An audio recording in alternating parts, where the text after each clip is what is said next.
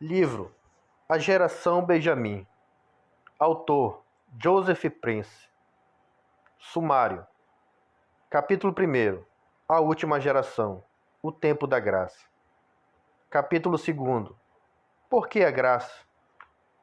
Capítulo 3. Graça é uma pessoa. Capítulo 4. Prepare-se para as bênçãos do fim dos tempos. Capítulo 1. A última geração. O tempo da graça. Subtítulo: A última geração. Estamos vivendo em tempos proféticos.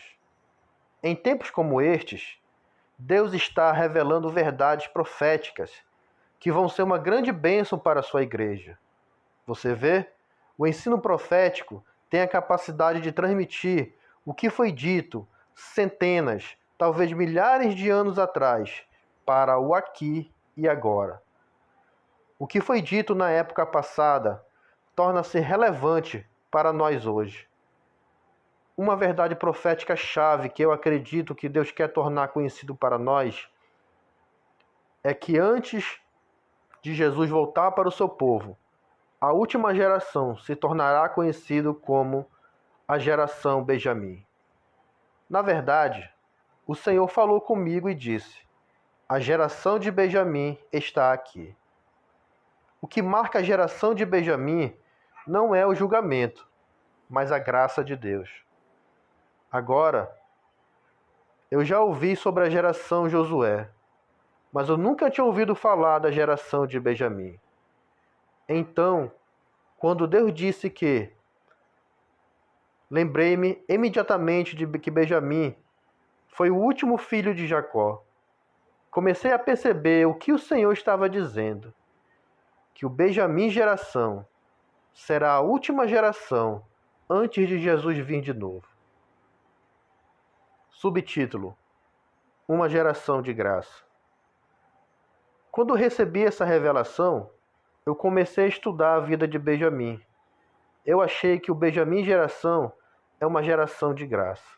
Hoje, Deus quer que seu povo saiba que a igreja do fim dos tempos é a geração Benjamim. E o que marca esta geração não é o julgamento de Deus, mas a sua graça. Subtítulo: Graça é favor imerecido, imerecido e imerecida.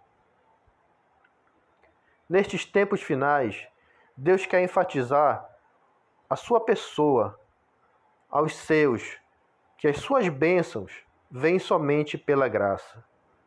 Você vai descobrir que a vida de Benjamim era uma vida de favor imerecido e bênçãos. Quando José e Benjamim se reuniram, as primeiras palavras que José falou com Benjamim foram palavras de graça. Quando José viu seu irmão mais novo, ele disse: Deus tenha misericórdia de ti, meu filho. Gênesis 43, 29. Outra característica importante de Benjamim é que o número 5 está estampado em toda a sua vida. O número 5 fala da provisão abundante de Deus através da sua graça.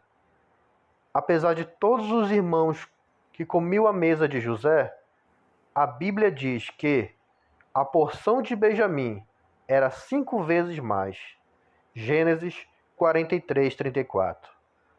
Mais tarde, em Gênesis 45, 22, vemos referência a este número mais uma vez. Para Benjamim, ele, José, deu 5 mudas de vestes. Sempre que o número 5 aparece na Bíblia, você vai ver a graça de Deus sendo manifestada. Os filhos de Israel ofereceram 5 ofertas.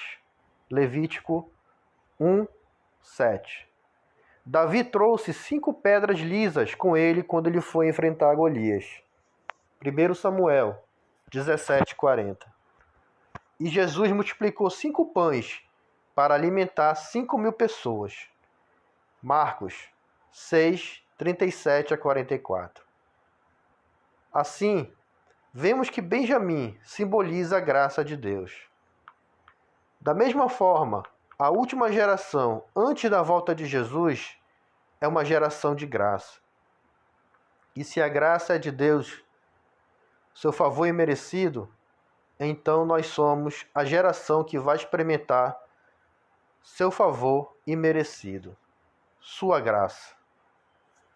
Mesma forma em que Benjamim recebeu seu nome, mostra-nos uma imagem da graça de Deus. Quando ele estava nascendo, sua mãe Raquel nomeou Benoni, que significa filho da minha dor. Mas seu pai Jacó interveio e mudou seu nome para Benjamim, que significa filho da minha mão direita. Gênesis 35, 18. Sabemos que a mão direita é o favor do Senhor.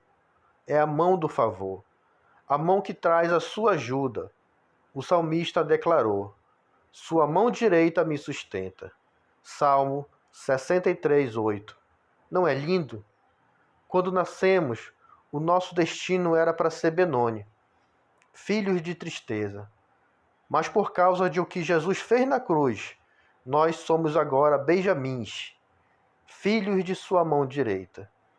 Jesus tomou o nosso lugar na cruz, porque em Isaías 53, 3 nos diz que ele se tornou um homem das dores. Ele fez isso para que pudéssemos se tornar filhos de sua mão direita, sentados no lugar de favor. Efésios 2:6 declara que Deus nos ressuscitou juntos e nos fez assentar nos lugares celestiais em Cristo Jesus. Isto é o que nos marca, a igreja do fim dos tempos, como a geração de Benjamim.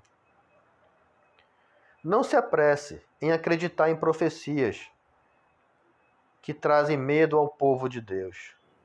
A obscuridade do mundo, a glória na igreja. Algumas pessoas se surpreendem ao saber que Deus vai nos abençoar, a igreja no fim dos tempos, por meio de seu imerecido favor. Meu amigo, você está surpreso? Algumas pessoas são tão condicionadas a ouvir a desgraça e escuridão, pregando sobre o fim dos tempos. Eles ouvem pregadores dizer-lhes que no fim dos tempos, a escuridão que nos cobre tudo. De fato, alguns anos atrás, ouvi uma profecia que Singapura cairia nas mãos de estrangeiros, poderes e parte da Austrália. Literalmente. Cair no fundo do mar. Eu estava contra essa profecia, porque as pessoas estavam fotocopiando e distribuindo todas estas más notícias e chamando-a de profecia.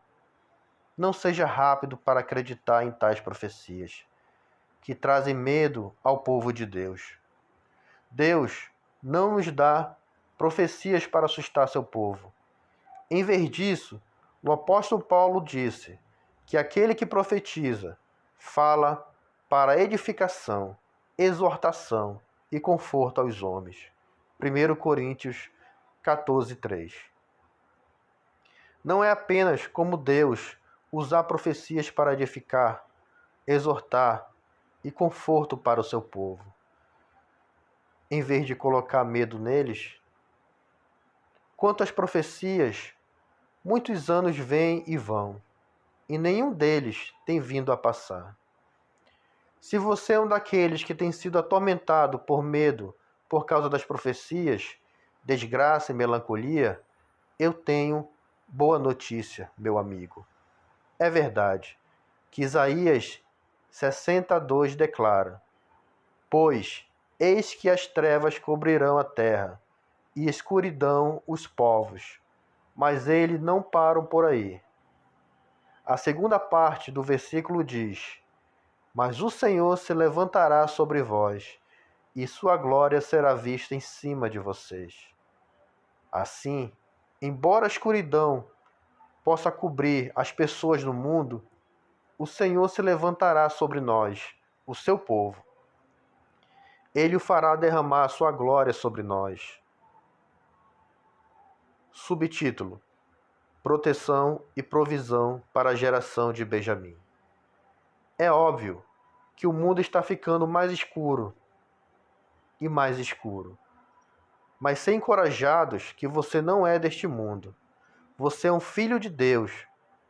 Quando o diabo faz o mundo mais escuro com terrorismo, terremotos, tsunamis, novas cepas de vírus e todos os tipos de mal, a palavra de Deus nos diz para ficarmos prontos, porque a nossa luz está sendo vista. Em outras palavras, como o mundo fica mais escuro, a igreja será abençoada mais e mais. A Bíblia diz que o caminho dos justos brilha mais e mais até o dia perfeito, quando Cristo voltar. Provérbios 4:18. E nós somos a justiça de Deus em Cristo Jesus para o nosso caminho. Está ficando mais brilhante e mais brilhante. Não temos nada, mas aumentando a luz para olhar para frente, como a geração de Benjamim, temos apenas coisas boas em nossa frente. E aqueles que acreditam que esta vontade de Deus, experimentá-lo, mesmo no meio da escuridão. Tenho um aluno do Sri Lanka, na minha igreja, cujo pai nasceu de novo durante um de nossos serviços, em junho de 2004. Sua mãe dedicou sua vida a Cristo. Logo depois disso, eles vivem em Colombo, a capital cidade de Sri Lanka. E sua cidade natal está muito perto do mar. Quando o tsunami bateu em suas costas, em 26 de dezembro de 2004, eles foram poupados, porque a família inteira tinha ido visitar uma tia que morava mais para o interior.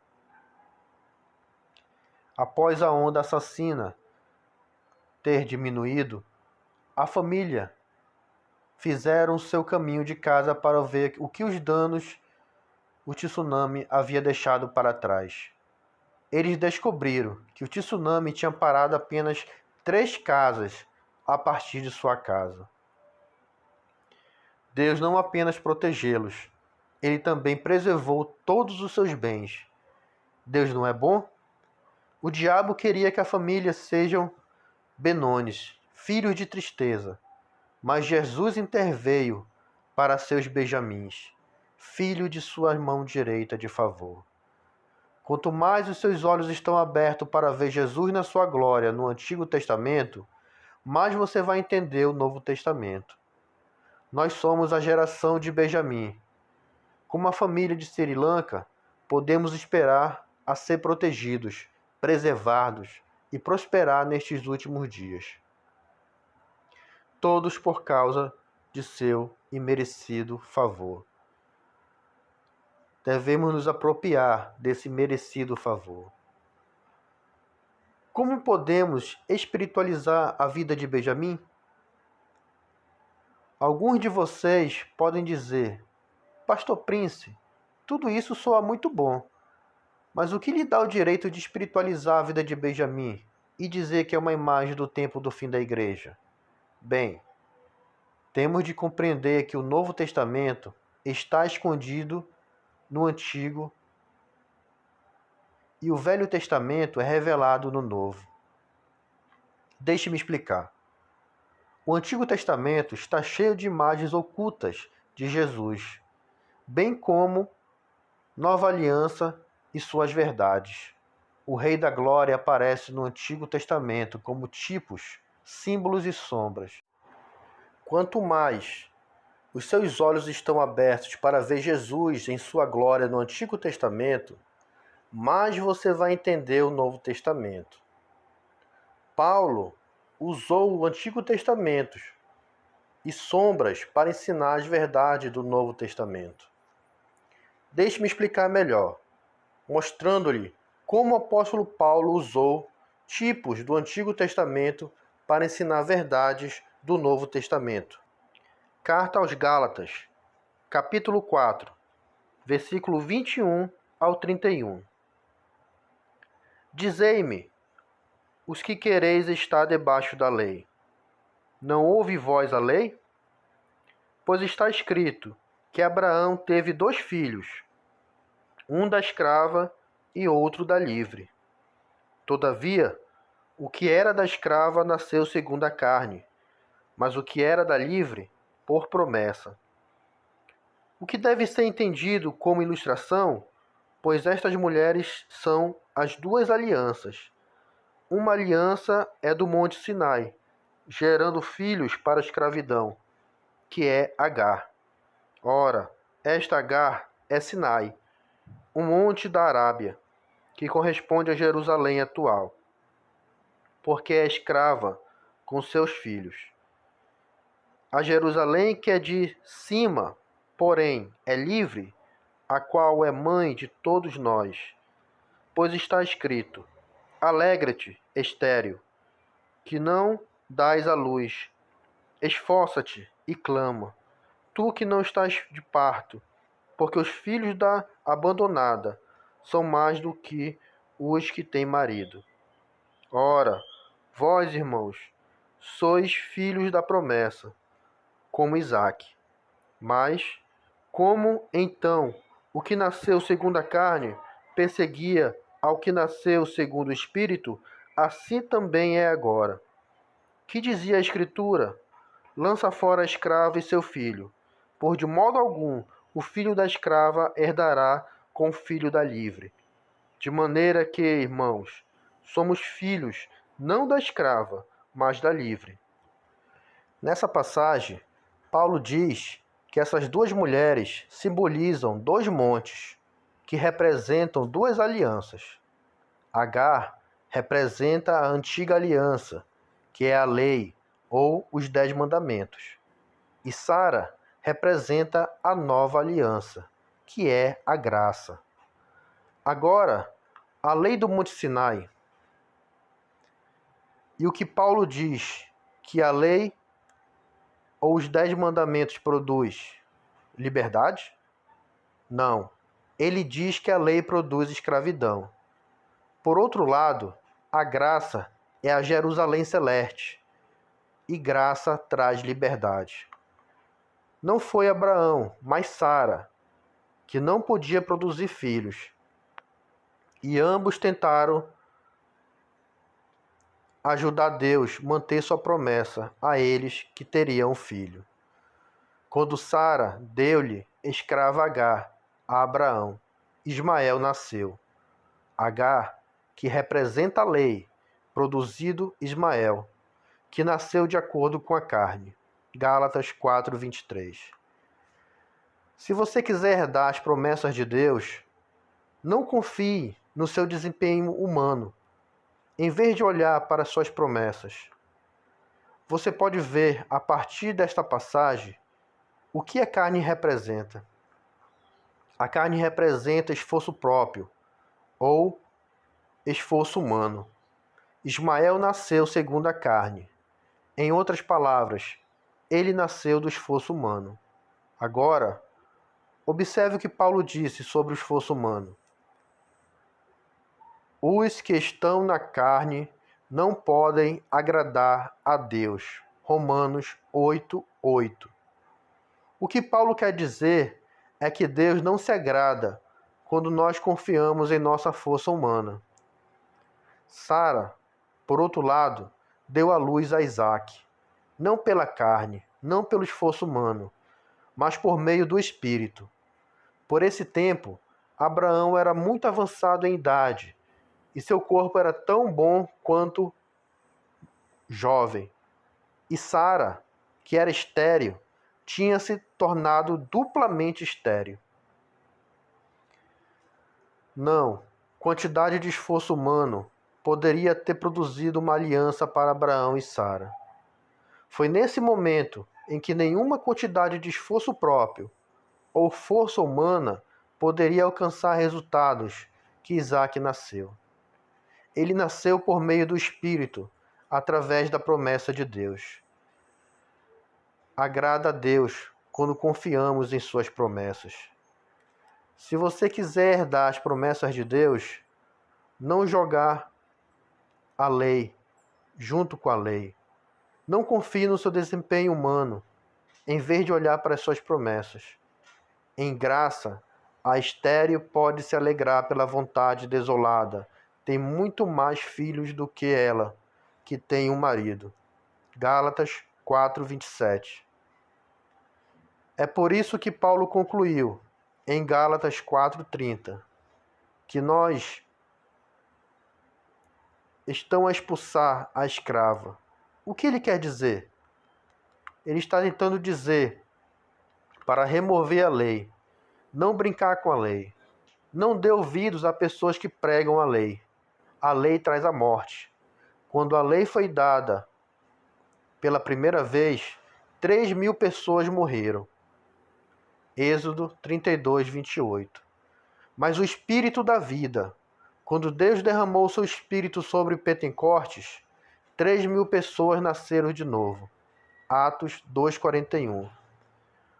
Ao mostrar-nos como Sara e Agar representam as duas alianças, Paulo estabeleceu um precedente para o uso de tipos e símbolos. Da mesma forma, Deus é pintura, um retrato de Benjamim, como um símbolo ou tipo do fim da igreja no fim dos tempos. E eu creio que ele fez isso porque ele quer que a gente saiba que antes de Jesus voltar, ele vai levantar uma geração da graça, uma geração que conhece seu favor imerecido. E tudo o que é possível, porque Jesus se tornou o filho da tristeza, para que pudéssemos nós ser filhos da mão direita de Deus, filho de seu favor.